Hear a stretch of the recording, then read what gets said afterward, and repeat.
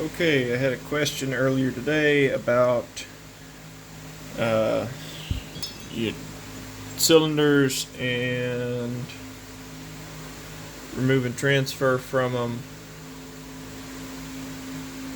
or how to deal with some light scuffing or scoring. And let me see if I can get this to focus in. This is a really good example of a cylinder with aluminum transfer, and I don't know why there we go. That's aluminum transfer, all the little boogers in the plating. And they were kind of asking, hey, what do I use to get that out? Well, the way that I do it and the way I know how to do it is from a mastermind video, and he uses emery cloth, but they were saying, well, why can't I use Scotch-Brite? Typically this OEM plating is a little too stout for Scotch-Brite. I have these little Scotch-Brite wheels, so let's look at how bad this spot here is. Focus, down there, and we'll see what comes out with the Scotch-Brite.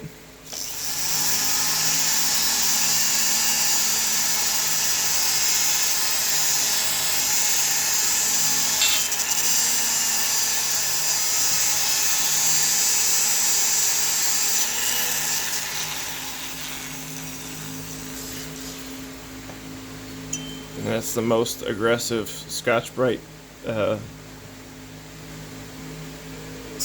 thing that I have. And what it did is it barely touched the plating, but it didn't really remove any of the transfer. It just kind of removed the scuffing discoloration, I guess. You can see better where here you can see lines in the cylinder, and scuffed it up a little bit. It just made it look a little nicer, really. It didn't particularly remove any of the stuff we're trying to remove. A groove typically won't hurt a cylinder too bad if it's something that you're trying to get going, but a raised spot will wreak all kind of havoc. If it's going away from you, it's not going to hurt you, but if it's coming at you, yeah, it'll hurt if you run into it. So let's try kind of the next step in abrasives and go to Tootsie Roll.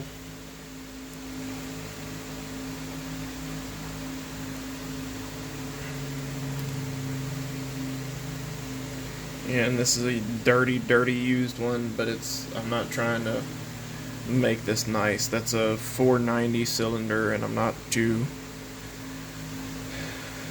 really too concerned with it.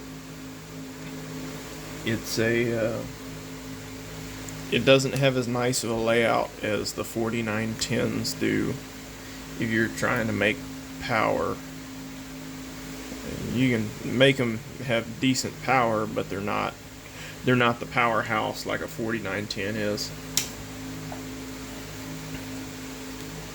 So let's take a look in there again. We'll go back in the same spot. We're working between the exhaust and that transfer.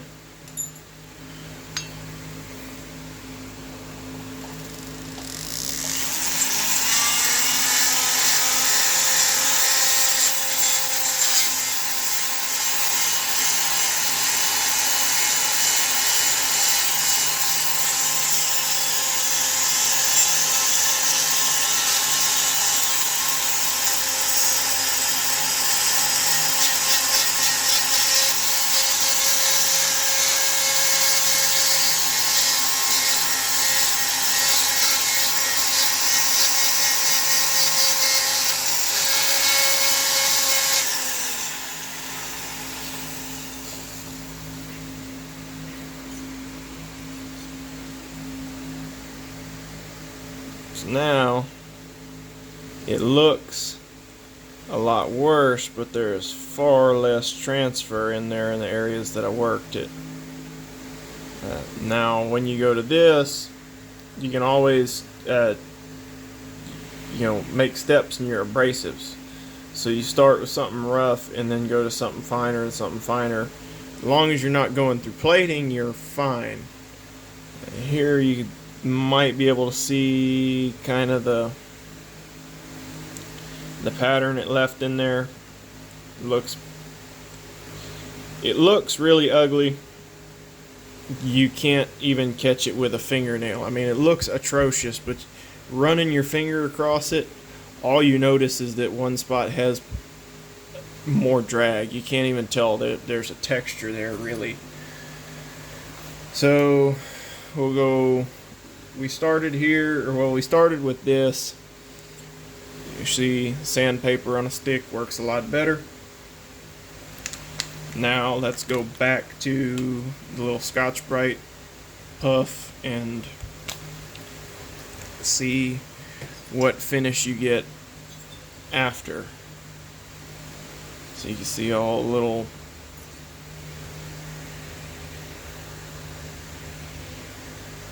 again, it looks bad. It's not nearly as bad as it looks.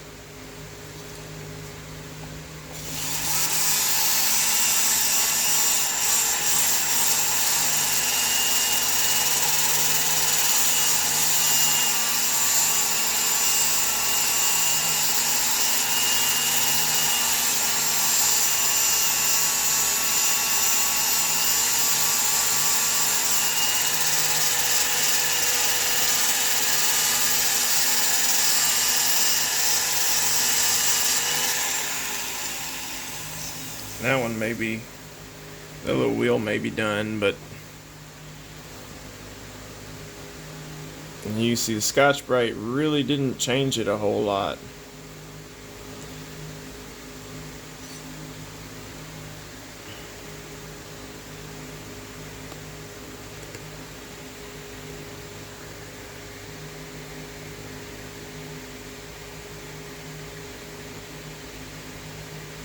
There is significant improvement from where we started, and you just repeat that process till you work through the whole cylinder.